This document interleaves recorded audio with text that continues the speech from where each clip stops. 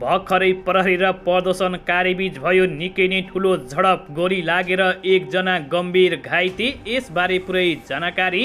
अबको बाँकी जीवन आर्थिक क्रान्तिका लागि समर्पण गर्छु भन्दै पुष्पकमल दाहाल प्रचण्ड। भर्खरै प्रहरीले अन्धाधुन्दा लाठीचार्ज गर्दा दर्जनौं घाइते। धरान उपमहानगरपालिकाका मेयर हर्ख सापाङ किन बने आक्रोशित को हुन् भिआइपीहरू भन्दै दिए कडा रूपमा चेतावनी। प्रधानमन्त्री मन्त्रीहरू चुनावी प्रसारमा नजाँदैमा जनताले भोट नहाल्ने हुँदैन भन्दै दिनेश थपलियाले दिए यस्तो सुझाव। चुनावकै मुखमै देउवा सरकारका एक मन्त्री पार्टीको साधारण सदस्य नरहने गरी निलम्बित बने लगत्तै प्रधानमन्त्री शेरबहादुर देउवा चिन्तित। असोज महिनाको 1 गतेदेखि पेट्रोल डिजेलको ढुवानी ठप्प पार्ने व्यवसायीहरूको यस्तो चेतावनी। नेपाली भूमिमा चीन विरुद्ध कुनै पनि गतिविधि गर्न नदिने भन्दै प्रधानमन्त्री शेरबहादुर देउवाले चिनिया नेतासँग गरे यस्तो प्रतिबद्धता। डेङ्गु फैलिएपछि काठमाडौँ महानगरपालिकाका मेयर बालेन शाहले देश तथा विदेशमा रहेका नेपालीहरूसँग किन गरे यस्तो आग्रह। खानेपानी मन्त्री चौधरीलाई साधारण सदस्य समेत नरहने गरी नेपाली काङ्ग्रेसले गर्यो निलम्बित। नेपाली काङ्ग्रेसभित्र विवाद उत्पन्न। यसबारे पुरै जानकारी। रामचन्द्र पौडेल भावुक हुँदै नेपाली नागरिकहरूसँग यसरी मागे माफी माग्नुको मुख्य कारण यस्तो रहेको छ। राष्ट्रपति विद्यादेवी भण्डारीले कुनै पनि हालतमा नागरिकता विधेयक प्रमाणीकरण गर्नुपर्छ भन्दै मधेसका शीर्ष नेताहरूले दिए कडा रूपमा चेतावनी। काठमाडौँ महानगरपालिकाका मेयर बालेन शाहको पत्रपछि 84 लाख राजस्व सङ्कलन। यसबारे पुरै जानकारी।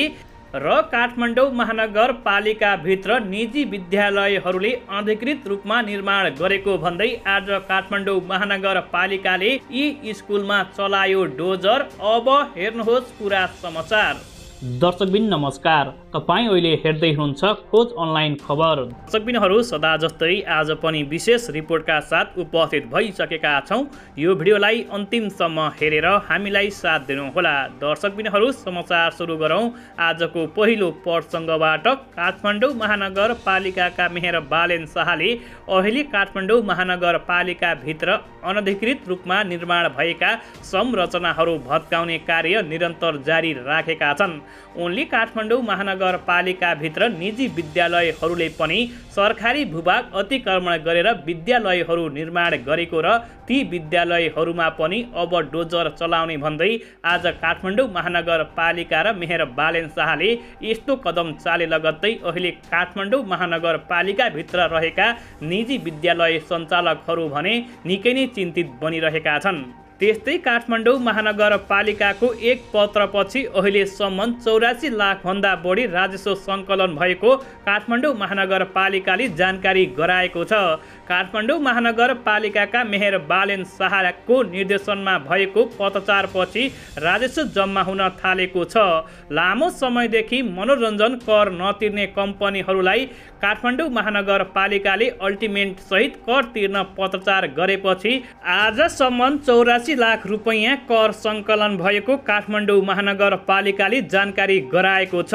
भदौ 15 देखि 23 गतेसम्मको अवधिमा 84 लाख 39,931 रुपैयाँ कर सङ्कलन भएको काठमाडौँ महानगरपालिकाले जनाएको छ, जसमा 9 वटा कम्पनीले कर तिरेका छन् भने लामो समयदेखि कर तिर्नको लागि आनाकानी गइरहेका त्यस्ता कम्पनी र त्यस्ता क्यासिनोहरूले अहिले दिनदिनै आएर कर बुझाउन थालेको काठमाडौँ महानगरपालिकाले जानकारी गराएको छ भने यस्तै मेयर बालेन शाहले भने अब यो काम सधैँ निरन्तर भइरहने र सबैजनाले कर अनिवार्य रूपमा तिर्नुपर्ने। यदि कर नतिरेको खण्डमा त्यस्ता कम्पनी र त्यस्ता क्यासिनो होटेल व्यवसायीहरूलाई तत्काल काठमाडौँ महानगरपालिकाले सिल गर्ने पनि काठमाडौँ महानगरपालिकाका मेयर बालेन शाहको भनाइ रहेको छ।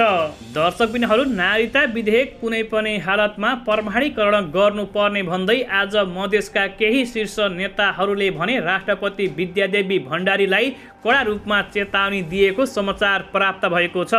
राष्ट्रपति विद्यादेवी भण्डारीले नागरिकता विधेयक प्रमाणीकरण नगर्दाखेरि आज हजारौं नेपाली नागरिकहरू अनागरिक हुनु परेको भन्दै अब तत्कालै नागरिकता विधेयक प्रमाणीकरण गरेर सबै नेपाली नागरिकहरूलाई नेपाल सरकारले नागरिकता दिनुपर्ने भन्दै तराईका यी शीर्ष नेताहरूले राष्ट्रपति विद्यादेवी भण्डारी, प्रधानमन्त्री शेरबहादुर देउवा लगायत अन्य नेताहरूलाई कडा रूपमा चेतावनी दिएको समाचार प्राप्त भएको छ। त्यस्तै नागरिकता विधेयक कुनै पनि हालतमा प्रमाणीकरण गर्न नहुने भन्दै अहिले देश तथा विदेशमा रहेका नेपालीहरू चिन्तित बनिरहेको अवस्थामा प्रधानमन्त्री शेरबहादुर देउवा नै नागरिकता विधेयक प्रमाणीकरण गर्नको लागि अगाडि सरिरहँदाखेरि अहिले नेपाली नागरिकहरू भने निकै नै चिन्तित बनिरहेका छन्। प्रधानमन्त्री, मन्त्री र नेताहरू चुनावी प्रसारमा नजाँदैमा जनताले भोट हाल्दैनन् भन्नु हुँदैन भन्दै दिनेश थपलियाले आज यति ठुलो खुलासा गरेका छन्। प्रधानमन्त्री, मन्त्री र शीर्ष नेताहरू आफ्नो बाहेक निर्वाचन क्षेत्रमा चुनाव प्रसारमा रोक लगाउने आचार संहिता फेर्न अहिले दलहरूले निर्वाचन आयोगसँग माग गरे पनि निर्वाचन आयोगले त्यस प्रावधानलाई कायम राख्ने जानकारी गराएको छ। प्रमुख निर्वाचन आयुक्त दिनेश कुमार थपलियाले 2064 सालदेखि नै यही परम्परा रहेकाले परिवर्तन गर्न नसकिने उनले जानकारी दिएका छन्।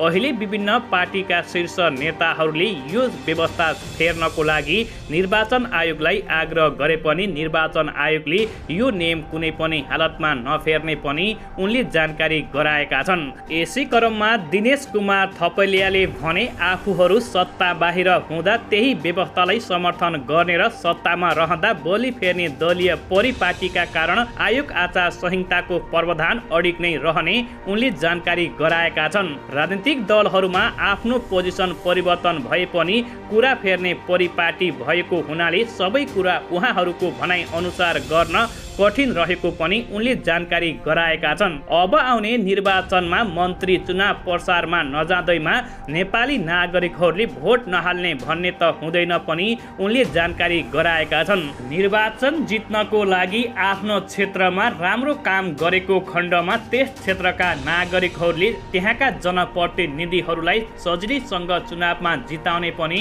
उनले यस्तो कुरा सार्वजनिक गरेका हुन्। आफ्नो क्षेत्रमा कुनै पनि राम्रो काम नगर्ने र आफ्नो लागि मात्रै राजनीति गर्ने त्यस्ता पार्टी र त्यस्ता शीर्ष नेताहरूलाई भने अब नेपाली नागरिकहरूले कुनै पनि हालतमा भोट नदिने पनि उनले जिज्ञासा समेत गरेका छन्। अहिले नेपाली नागरिकहरू धेरै परिवर्तन भएकै कारणले गर्दा अब आउने निर्वाचनमा धेरै पार्टीहरूले निर्वाचन हार्न सक्ने पनि उनले आशंका व्यक्त समेत गरेका छन्। नेपाली नागरिकहरूलाई विभिन्न ठाउँमा झुटो आश्वासन देखाएर विभिन्न पार्टीहरूले पहिला निर्वाचन जिते पनि अब त्यो भने सफल हुन गाह्रो हुने पनि उनले जानकारी गराएका छन्। दर्शकबिरहरू, चुनाव नजिकिँदै गर्दा देउवा सरकारका एक मन्त्री पार्टीको साधारण सदस्य समेत नरहने गरी निलम्बित भए लगत्तै अहिले प्रधानमन्त्री शेरबहादुर देउवा र नेपाली काङ्ग्रेस भने निकै नै चिन्तित बनिरहेको छ।